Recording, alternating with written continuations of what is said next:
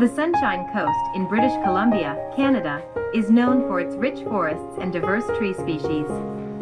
Here are some of the common trees you can find in the region. Douglas fir, Pseudotsuga menziesii. This iconic tree is one of the most common and dominant species in the forests of the Sunshine Coast.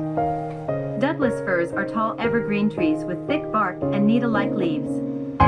They can reach impressive heights and are highly valued for their timber. Western red cedar, Thuja plicata. Western red cedar is another significant tree species found on the Sunshine Coast. It is an evergreen conifer known for its straight trunk, reddish-brown bark, and aromatic wood. Western red cedars have been traditionally used by indigenous communities for various purposes, including building canoes and crafting totem poles. Western hemlock, Suva heterophylla. Western hemlock is a common tree species in the forests of British Columbia, including the Sunshine Coast. It is an evergreen conifer with a slender, pyramidal shape. The needles of the western hemlock are flat and have two white bands on the underside. This tree provides important habitat for various wildlife species.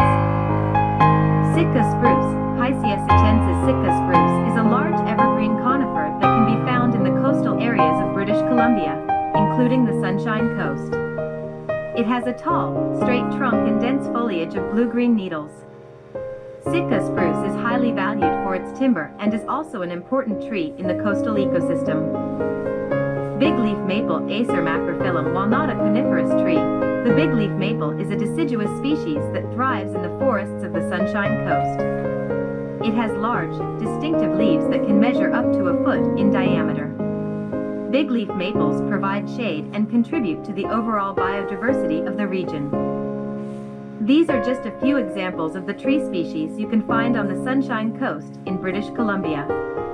The region's forests are diverse and home to a wide range of trees, contributing to the beauty and ecological significance of the area.